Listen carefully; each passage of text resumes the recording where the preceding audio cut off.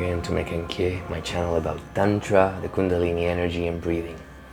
Today we're going to focus on the spine, because the spine is one of the most fundamental things of tantra and working with our Kundalini energy. Our breathing and our spine. With our breathing, we take the energy, but our spine is connecting all of our body, all the dimensions of our body. We can say that our spine is connecting the earth with the heavens, with the sky, because it's actually connecting all our body, our legs, our hands and arms, and obviously our head. And it's conducting all the energy around our body, creating a circuit. What we want to do with our spine is to allow that energy to move freely.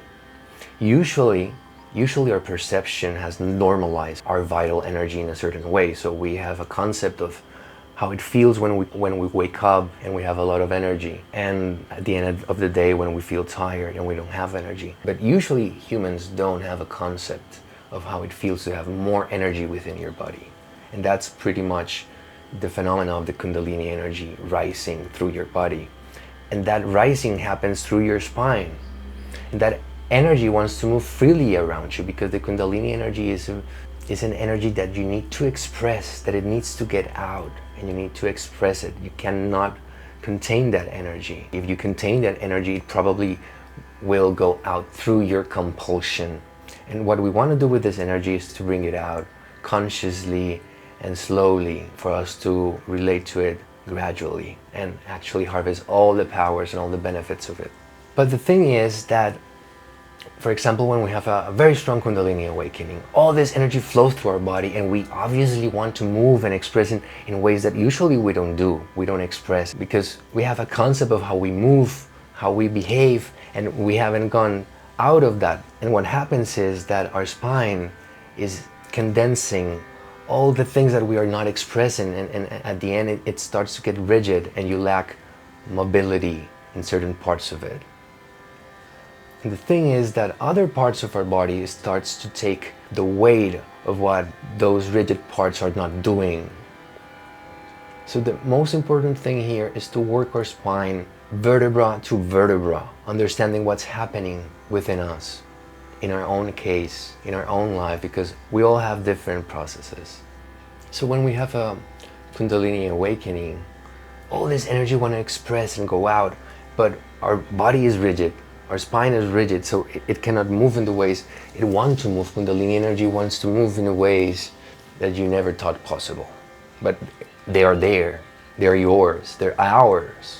So that's how the thirst, the hunger to conquer all these dimensions of your body starts to appear, because that energy wants to express, and your body is stiff in certain parts, and it is not allowing it to flow freely. And what we want is that energy to move freely through the spine, because that's how it results in something so incredible and beneficial for us. That's why we work with postures and movements and forms to work out all these dimensions of ourselves. But the most important thing of this video is what I'm going to say now, because the most important way to work our spine is through micro postures, micro movements, micro stretching. That's how you can get to specific parts of your spine and activate the mobility in each vertebra. The thing is, not all of us will become a yogi or a martial artist or a dancer to work these dimensions. The idea of the micro postures and micro movements and micro stretching is an idea that all humans can do. All humans should be doing, no matter your age, no matter anything. Because the most important thing here is to create a bridge within yourself to understand where you are, to humbly understand how our spine is, how our body is, and start working subtly and gently with what we have. Not taking it to places that it can take a lot of time and commitment, and it's not for everyone. The micro stretching, the micro postures and micro movements, it's something that all should be doing to work out specific parts of our spine. So it works locking certain parts, contracting certain parts of your body, and contracting other parts of your body to generate tension to specific parts of your body. For example, certain vertebra, depending on how we move and articulate everything. As the spine is connecting all parts of our body, even the tips of our fingers are related to our spine. So when we contract, for example, our arms, and we move our shoulders in a certain way, we are contracting in two different dimensions, in two different parts of ourselves, and creating tension and micro movements in certain parts for it to release. And this is pretty much what happens when you go to chiropractic session and you get realigned and you, in some parts of your spine, get released.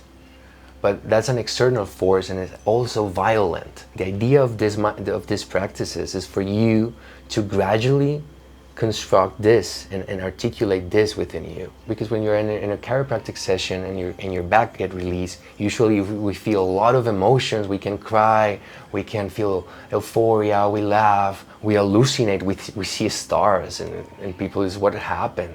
This is part of the phenomenon of our energy, of our Kundalini energy expressing. And there's also those parts that are rigid, are condensing what we are not expressing. All those emotions that arise when we release certain parts of our spine. And what we do with micro movements and micro postures and micro stretching is connect to that dimension gradually and slowly, growing gently, a spiral of well-being. And we also put our whole attention to it. We do an internal work to heal, to understand our traumas, the pain we have suffered, the things that we didn't say in the past, and we condense that, and they're all there. And when we start to release, we will have to express. And it's very important to express.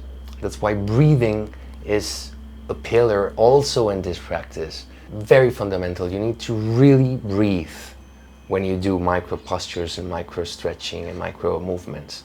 Because if you just use force, you can overdo it or underdo it. Breathing allows you to be precise.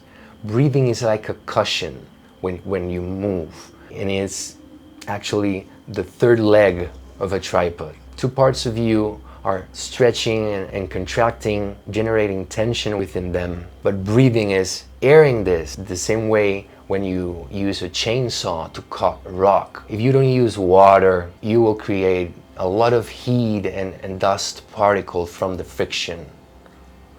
So rock cutters use water. All these machines use water as a medium for that cut to be done. And that's what happens when breathing, micro stretching and micro postures and movements, and also postures and complex movements. Breathing is fundamental, but the thing is, you need to be precise when you work your spine. Your spine is very delicate. You can really harm yourself and it will be something for life. So that's why you do micro things and micro movements and little things. Because if you overdo it, you're done. So it's fundamental to understand this concept as something that will also allow you to not harm yourself and stay away from the dangers of it, because it's dangerous. You can actually harm yourself. So remember, breathing is fundamental to have that precision, but also in expressing what's condensed with sounds. We breathe out, we exhale with sounds, and we express that emotion. If it's pain, if it's a happy feeling, whatever it is, we express it when we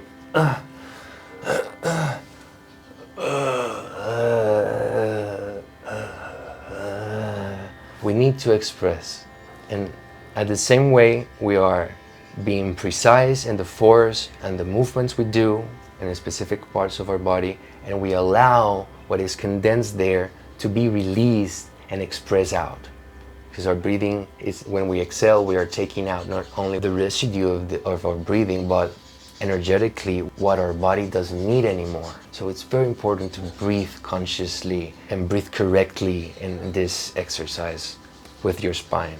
The other thing here is our postural awareness, because we can do a lot of exercises and micro postures and micro movements and whatever, but if in the rest of the day we are not aware of our posture and we have totally incorrect posture that will degenerate our body in so many ways, well, we won't be doing anything. We need to be aware and to try to change our postural habits. And it's difficult because at the beginning, for example, if we have maintained a wrong posture through our life, that wrong posture is what feels normal. And when we get to a normal posture, it feels uncomfortable, we feel pain, we feel a lot of things. So the idea is to hold that while we can comfortably. We don't need to exceed. But the most important thing is to bring our attention to our habits daily and try to remember to get to a good posture instead of being in whatever posture. So it's very important to bring our attention each day to our posture, to anchor the correct posture. And this only happens with repetition. With time, it feels normal. What happens is that with time, you have anchored so much the good posture that you can inhabit that posture and you can lock in that posture without feeling uncomfortable. That takes time and patience and a lot of breathing. Breathe it in and out. If you feel uncomfortable and you feel pain, hold there for a little while more with your breathing and then release. And try to repeat it. If you are in the bus, if you're in the bathroom, you're working, you're doing whatever, remember your posture. Try to remember your posture more and more and more and bring postural awareness to your life. So you can also work out passively your spine and create a spiral of well-being to it.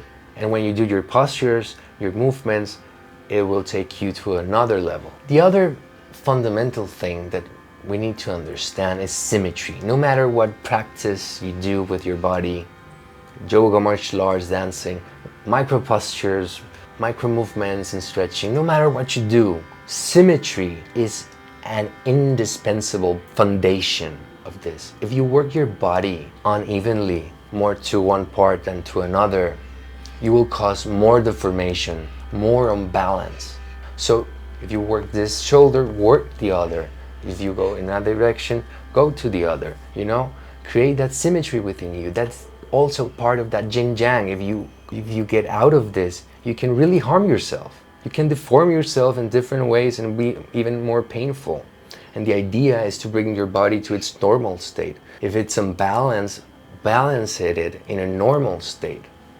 And that takes time. But if you don't work with symmetry, you will be working against you. So try to always remember symmetry as a foundation of whatever you do in your body, no matter what it is. Well, Patrick, what should we do with our body to do those micro movements and micro postures and micro stretching? Well, you have to understand the natural capacity of your mobility. Your body has certain natural mobility that you can do, for example, with your head, right? You can tilt it in several ways.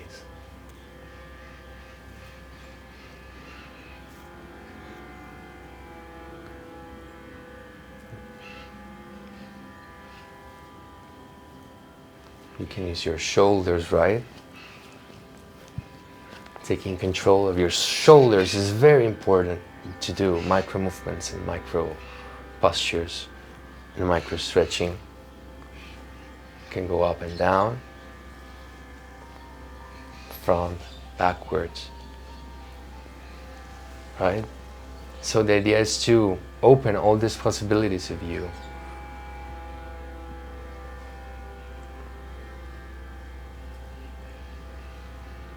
Obviously you can do this standing up carefully.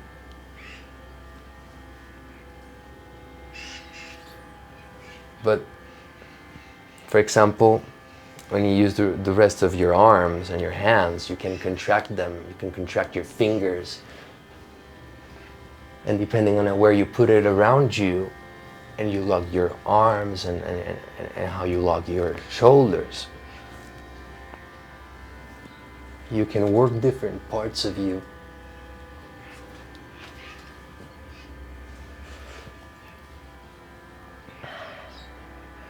And that's the idea, how we engage all of our body to gently generate micro movements, micro postures, micro gestures of a stretching that will allow us to get mobility again through our body, especially through our spine. That is the conduct of our vital energy. It's very important that we work it out and we release whatever is stiff in it and create a space for us to give love to ourselves, to understand what is there that we need to express and we need to get out and do it and enjoy it, because it's a very, very, very joyful process. that's pretty much it. I hope you enjoyed it. We're gonna work later on specific exercises of this. But this is the concept, this is the theory, and I want you to understand it because it's very important. This concept of the micro postures and micro movements and micro gestures and stretching is something that we all should be doing daily, no matter your age, no matter anything. It's something for every one of us. You don't have to be the perfect yogi or meditator or martial artist or dancer. No, this is something for everyone and that everyone should do. And how you should do it? Well, until your limit, until what you can do. If you can do just a little, you do just a little. But embrace that, that's what you have. And if you can do more, well, maybe it's a good time to dance freely. Thank you. I hope you enjoyed this video.